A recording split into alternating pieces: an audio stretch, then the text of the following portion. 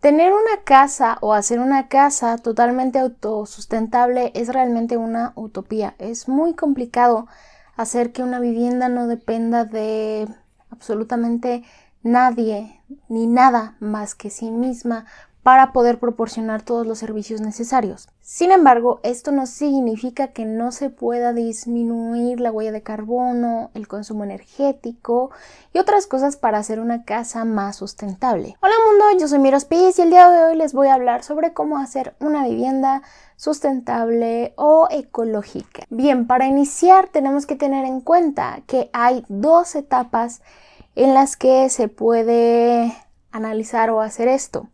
La primera es una vivienda sin construir donde nada más está el terreno y la segunda es una vivienda que ya está construida. En el primer caso, cuando nada más se tiene el terreno, es más factible alcanzar un grado de sustentabilidad porque pues no tienes nada y puedes ir planeando todo. En el caso de una vivienda que ya está construida, puedes ir adaptando algunas cosas, pero otras van a ser muy difíciles de modificar. Entonces, el mejor punto de partida es desde cero, cuando tienes un terreno. Ahora, para estas dos situaciones, tanto para el terreno como la casa ya construida, se necesita algo muy importante y para ambas, y es mucho trabajo de investigación. Ya sea que lo vaya a hacer un arquitecto o lo vayas a hacer tú por tu cuenta. Si lo vas a hacer tú por tu cuenta, vas a tener que investigar muchísimo. Y el arquitecto también va a tener que investigar muchísimo, aunque probablemente mucha de esa investigación ya la haya hecho para el punto de partida. Si quieres hacer una casa totalmente autosustentable, lo mejor es que te asesores con un arquitecto que sepa del tema o con personas que tengan ya viviendas autosustentables. En cualquiera de los casos, en la vivienda buscamos dos cosas principalmente. Número uno es reducir el consumo principalmente de energía y también de recursos naturales, tanto en su construcción como al término de la vida de esta y durante el tiempo de vida que tenga la vivienda. Y además de esto también buscamos producir o almacenar dichos recursos. Lo vamos a ver un poco más adelante. Bien, entonces ahora vamos a ver qué proceso seguiríamos partiendo desde cero, cuando se tiene un terreno. Lo primero que hay que hacer es analizar. Hay que analizar el lugar en el que está, el clima, el tipo de terreno, lo que se busca lograr, el análisis de la casa y un montón de cosas. Un análisis muy completo. Con base en ese análisis, entonces vamos a planear. Esta planeación incluye el proyecto arquitectónico, que va a ser como la base de todo lo que vamos a estar haciendo, porque en este proyecto arquitectónico es muy importante buscar estrategias pasivas. Estas estrategias pasivas van a buscar cumplir nuestros dos objetivos principales: reducir el consumo y producir o almacenar lo que sea que vamos a consumir. El término pasivo se refiere a que estas estrategias no buscan consumir energía o que tengas que hacer algo después de que ya están implementadas para que se logren estos objetivos. Por ejemplo, la ventilación. Una estrategia activa de ventilación, por ejemplo, sería un ventilador. Ya está consumiendo energía y tienes que accionarlo para que te esté generando cierta corriente de aire. Una estrategia pasiva de ventilación, entonces, son ventanas que naturalmente permiten la entrada del aire.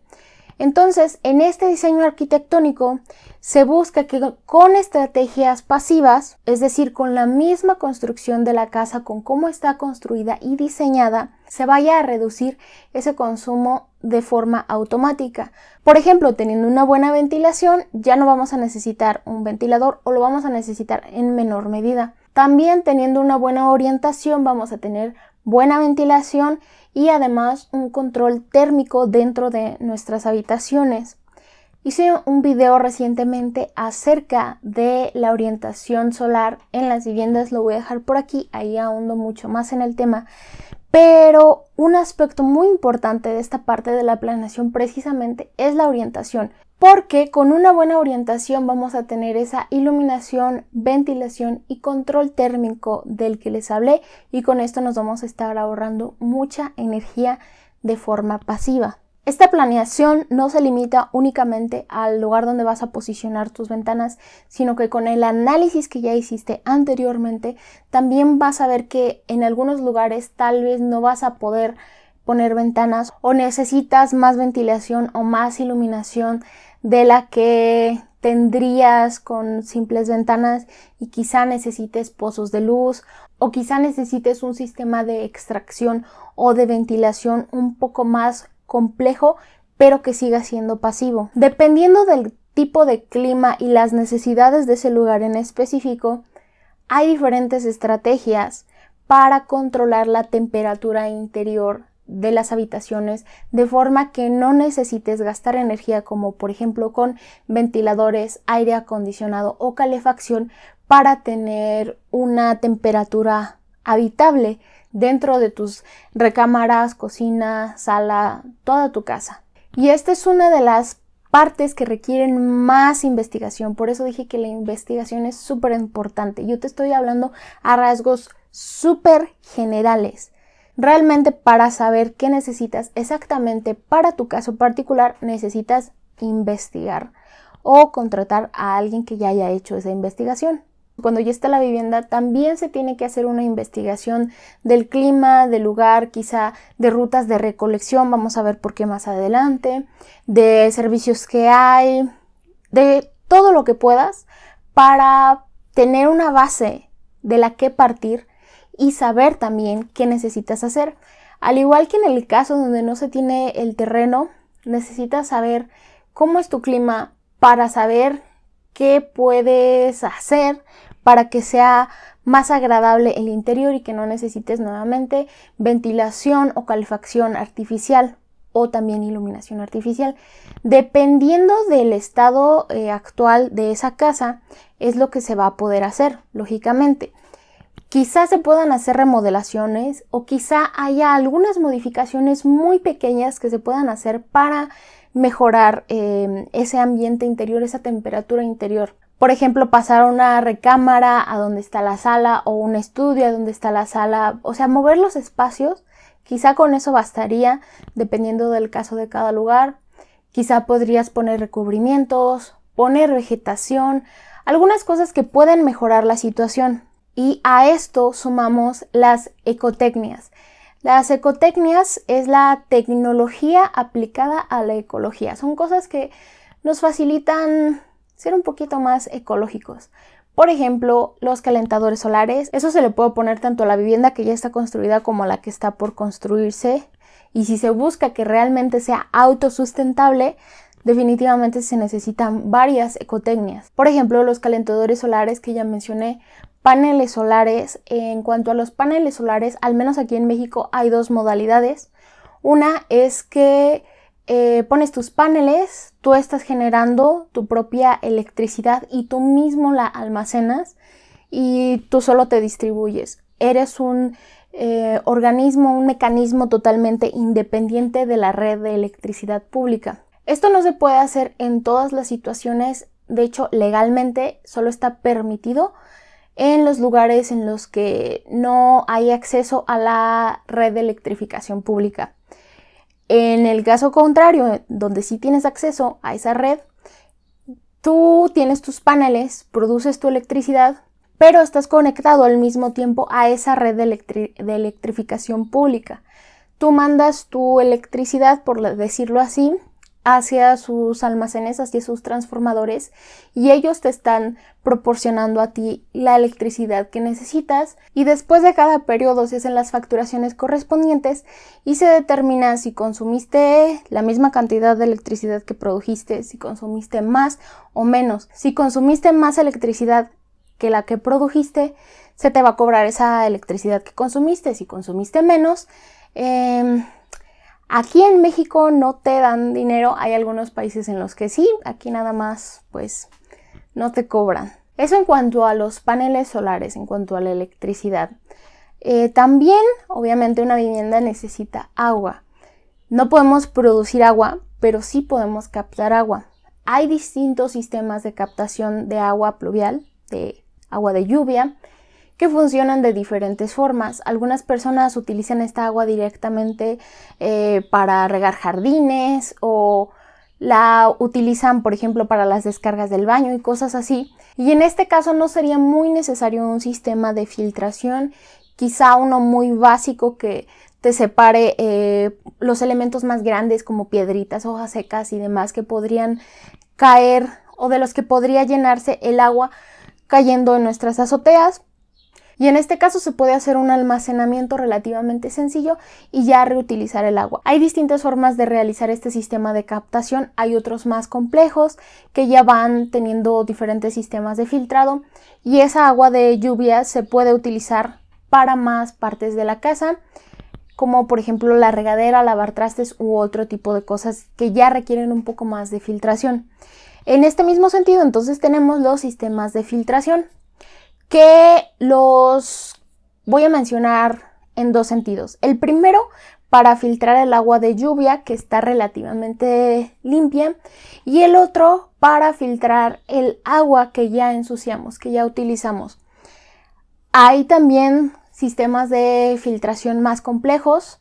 Muchas personas utilizan este sistema de filtración únicamente para aguas que no están tan sucias, por ejemplo, la que sale de la cocina o la que sale de la lavadora.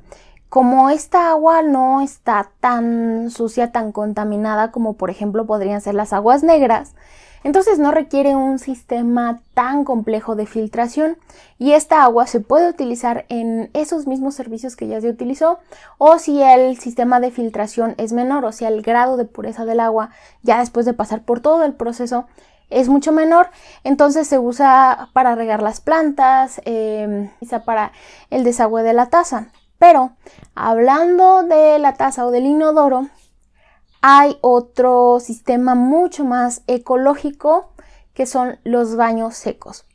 Yo la primera vez que escuché sobre los baños secos se me hizo una barbaridad y se me hizo algo terrible. Pero ya cuando investigas más acerca de la situación te pones a pensar, a ver, me está llegando agua limpia a mi casa y se van, dependiendo de la descarga del inodoro, 3, 4, 5, 6, 7 litros de agua en una sola descarga que nada más se utilizaron en eso y ya se ensució esa agua, ya no se puede usar en un montón de cosas, aunque se le realicen procesos de filtración. Bueno, para empezar, esos procesos de filtración son mucho más complejos, requieren mucha más energía, obviamente tienen un costo y el agua ya no queda tan pura como cuando se hizo la descarga. Entonces los baños secos te ofrecen esa posibilidad de no estar ensuciando agua. Para los baños secos hay distintas modalidades. De la que tengo un poquito más de conocimiento es cuando tienes dos baños, ambos son secos, uno se usa por un periodo de tiempo, se deja descansar y después se usa el otro y así estás intercalando. El problema con esto es que toda esa materia se tiene que recolectar. Hay algunas ciudades que sí tienen este servicio, de hecho eso se procesa un poco y puede convertirse hasta en abono. Por eso mencionaba que en el análisis también debes de averiguar qué servicios tienes en tu localidad. Quizá tenga alguno de este tipo, quizá no. Los baños secos, pues podría ser algo un poco más difícil de implementar porque no es algo a lo que estamos acostumbrados, pero es un tema que considero que vale la pena poner atención. En este sentido les recomiendo la cuenta No Seas Waste en Instagram, donde ella estuvo haciendo un pequeño tour en una casa o no sé si era negocio donde tenían algunos baños secos y realmente estos baños son hasta estéticos. Entonces depende de la forma en la que se vayan implementando todas estas ecotecnias, es cómo se van a ver o cómo se van a vivir. Si las implementas de una forma que se vea, que se note que ahí están, o si les metes también diseño y demás. Depende mucho entonces de la aplicación que se le dé a cada ecotecnia. Tener una vivienda sustentable o autosustentable, especialmente una autosustentable, es súper difícil, porque esa vivienda tendría que estar produciendo o limpiando todo lo que ella misma consume y realmente es muy difícil llegar a ese grado. Pero hay distintas cosas que se pueden implementar, especialmente las estrategias pasivas son muy valiosas porque no requieren demasiado, requieren estarlas diseñando y estarlas pensando al momento que las vas a implementar, pero una vez que ya está construida la vivienda o que ya se realizaron ciertas modificaciones, ya está hecho y ya van a estar realizando su trabajo. Algunas de estas ecotecnias también son relativamente sencillas de implementar, ya las vemos mucho más abundantemente, por ejemplo los calentadores solares que ya casi son regla, los paneles solares también los vemos cada vez más. Como mencioné, hay alteraciones o modificaciones que se le pueden hacer incluso a una vivienda que ya está, como quizá algunos recubrimientos, quizá algunos movimientos un poco mayores, pero tampoco tan complicados, como por ejemplo ponerle persianas o partesoles para tener un poco más de control solar si es que la vivienda es demasiado caliente. Poner vegetación, la vegetación ayuda a control solar dependiendo de dónde se ponga, o sea, te va a estar dando sombra y te va a estar refrescando. También si se pone relativamente cerca de una ventana, ayuda a humidificar el ambiente si es que la zona es muy seca. Como los árboles traen humedad, al momento que pasa el aire está dejando entrar esa humedad dentro de la vivienda. Y así hay muchas pequeñas cosas que se pueden ir haciendo para mejorar la calidad de vida de las personas que estén dentro de la vivienda y además contribuir un poco a no dañar tanto el medio ambiente, porque no es que lo estemos mejorando, simplemente es que estamos ayudando a no dañarlo tanto. Hay muchísimo más que decir sobre este tema. Tengo una serie de videos hablando sobre arquitectura sustentable. Voy a seguir hablando de ese tema, no está terminada esa serie. Pero este video es un poquito más relajado, más dando pequeñas pistas sobre todo lo que implica el mundo de la arquitectura sustentable. Espero que les haya gustado. Los invito a que se suscriban y nos vemos en un próximo video. ¡Paz!